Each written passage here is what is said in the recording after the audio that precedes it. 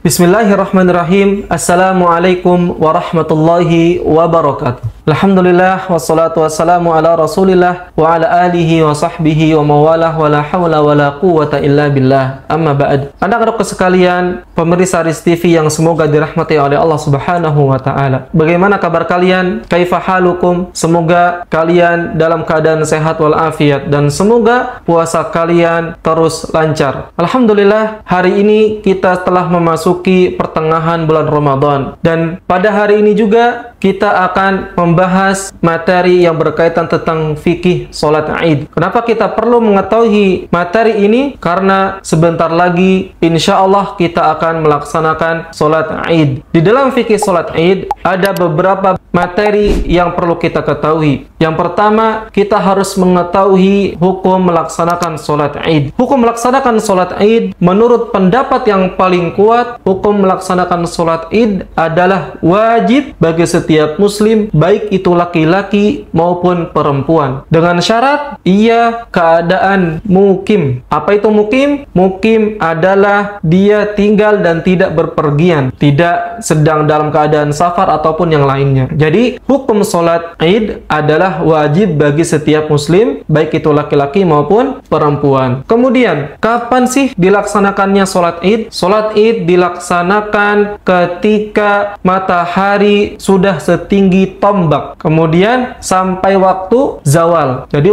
dimulainya waktu sholat Id itu ketika matahari sudah setinggi tombak sampai waktu zawal atau bergesernya ke arah barat. Kemudian Nabi Shallallahu Alaihi Wasallam, kata Ibnu Qayyim, biasa mengakhirkan sholat Idul Fitri dan mempercepat pelaksanaan sholat Idul Adha. Kenapa Nabi Shallallahu Alaihi Wasallam melakukan demikian, mengakhirkan sholat Idul Fitri dan mengawalkan sholat Idul Adha? Itu memiliki tujuan. Yang pertama, Nabi Shallallahu Alaihi Wasallam mengawalkan sholat Idul Adha agar ketika setelah selesai sholat Idul Adha, orang-orang kaum muslimin bisa menyembelih kurbannya. Sedangkan Nabi Shallallahu Alaihi Wasallam mengakhirkan sholat Idul Fitri itu bertujuan untuk kaum muslimin bisa mengerjakan atau bisa menunaikan zakatnya. Kemudian sunnah atau tempat pelaksanaan yang disunahkan oleh Nabi Shallallahu Alaihi Wasallam. Nabi Shallallahu Alaihi Wasallam biasa melaksanakan sholat Id itu di lapangan. Kemudian tuntunan ketika hendak keluar melaksanakan sholat Id. Yang pertama, dianjurkan untuk mandi. Jadi ketika kita sebelum berangkat kita harus bebersih dulu. Kita mandi, memakai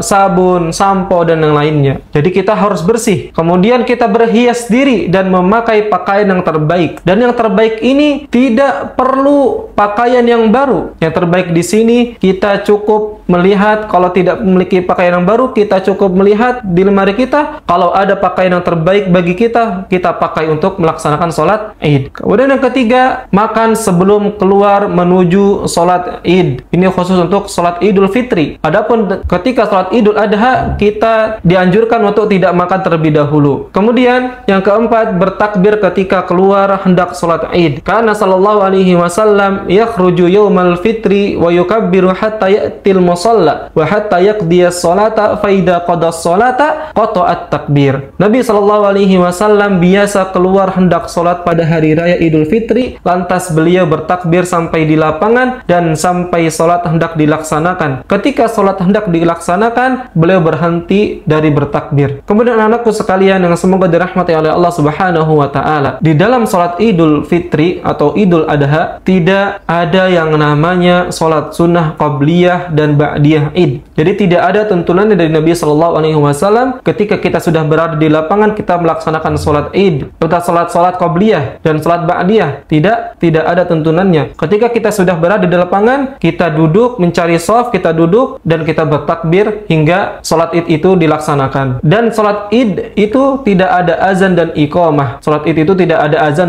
dan iqamah. Kemudian ketika sholat Id itu telah dilaksanakan, ada beberapa yang harus kita ketahui. Di dalam sholat Id hanya ada 2 rakaat. Di rakaat pertama kita bertakbir, takbiratul ihram, Allahu Akbar. Setelah takbiratul ihram ada 7 takbir yang harus kita lafazkan yang disebut dengan takbir zawaid. Allahu Akbar, Allahu Akbar, Allahu Akbar, Allahu Akbar, Akbar, Allahu Akbar, Allahu Akbar, Allahu Akbar. Setelah takbir zawaid, kita membaca Al-Fatihah dan membaca surat yang lainnya. Disunahkan membaca surat Qaf ataupun surat Al-A'la. Setelah membaca surat, kita melaksanakan tata cara sholat seperti sholat biasanya, yaitu ruku, i'tidal, kemudian sujud, duduk di antara dua sujud, sujud lagi, kemudian bangun dari sujud menuju rakaat yang kedua. Di rakaat yang kedua, kita membaca takbir zawaid sebanyak 5 kali. Allahu Akbar, Allahu Akbar, Allahu Akbar,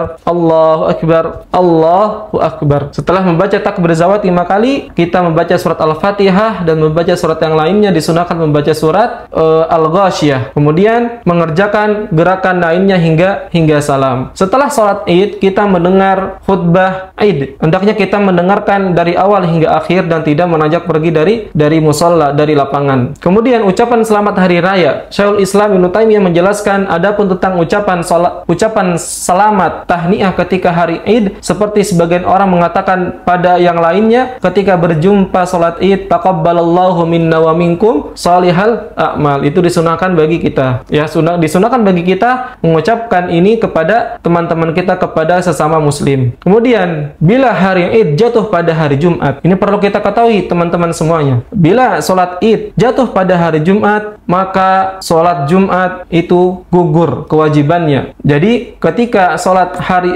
Id itu dilaksanakan di hari Jumat, maka pelaksanaan sholat Jumat itu gugur menjadi sholat zuhur seperti biasa. Itu yang bisa Ustaz sampaikan. Semoga dapat bermanfaat. Kurang lebihnya mohon maaf. Wassalamualaikum warahmatullahi wabarakatuh.